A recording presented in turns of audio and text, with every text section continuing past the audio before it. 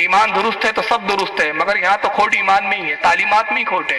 اور پھر خود ان کے نزدیک ایمان کی کیا حیثیت ہے؟ آئیے مولانا اشرف علی کی زبانی سنتے ہیں۔ میں ان کی ایک بڑی مشہور کتاب آپ کو یہاں سنا رہا ہوں، اس کا نام ہے الافادات الیومیہ۔ پورا نام کیا ہے؟ پورا نام ہے اس کا الافادات الیومیہ من الافادات القومیہ۔ 5 جلدوں میں مولانا اشرف علی تھانوی کی ملفوظات لکھی گئی، چھپی مکتبہ دانش دیوبند یو پی سے ہے۔ اس کتاب کی جلد نمبر 2 صفحہ نمبر اس کا 526، قسط نمبر 5 اور ملفوظ نمبر 940۔ مولانا اشرف علی تھانوی خود کیا لکھتے ہیں؟ کہتے ہیں مولوی غوث علی شاہ صاحب بڑے حکیم اور ظریف تھے۔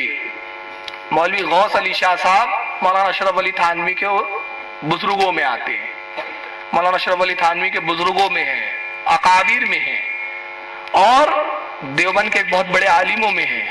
مولانا اشرف علی تھانوی خود ان کی تعظیم کرتے تھے، لہذا ان کے تعلق سے ایک بات لکھتے ہیں، کہتے ہیں کہ مولوی غوث علی شاہ صاحب بڑے حکیم اور ظریف تھے، ان کے سامنے دوسرے کو دعا دی کہ ایمان کی سلامتی اور عاقبت بخیر ہو۔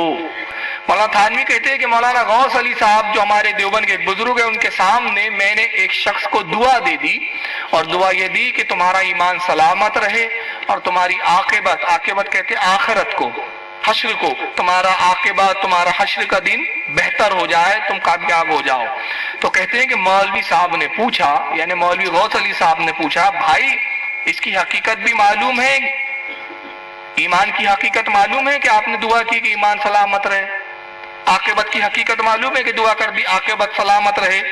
اس نے عرض کیا آپ ہی فرمائیے۔ تھانوی صاحب کہتے ہیں کہ اس شخص نے کہا آپ ہی بتائیے ایمان کی حقیقت کیا ہے، عاقبت آخرت کی حقیقت کیا ہے؟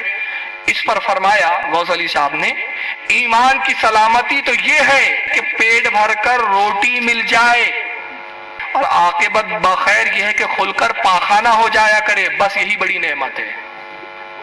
ایمان کی تعریف کیا ہے ان کے نزدیک؟ یہ مولانا اشرف علی صاحب کی تعلیمات ہے۔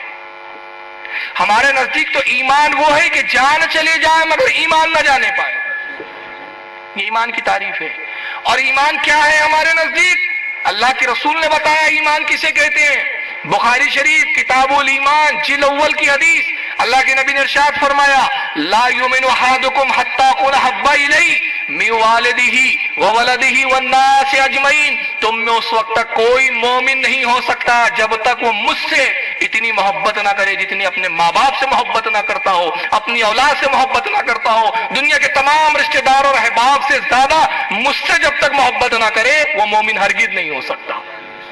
ہمارے نزدیک تو مومن ہونے کی شرط یہ ہے کہ نبی سے اپنی اولاد سے زیادہ محبت، اپنے بیوی سے زیادہ محبت، اپنے بچوں سے زیادہ محبت۔ حضرت عمر رضی اللہ تعالیٰ عنہ آتے، رسول اللہ نے فرمایا عمر کتنی محبت کرتے ہو مجھ سے؟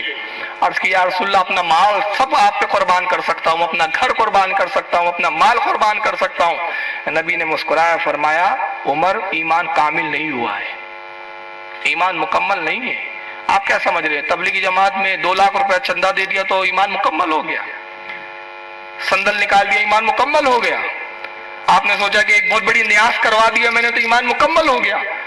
مال و دولت ایمان کی دلیل نہیں ہے، مال صرف کرنا یہ ایمان ہے، اس کی نشانی ہو سکتی ہے لیکن ایمان ہونے کی دلیل نہیں ہو سکتی۔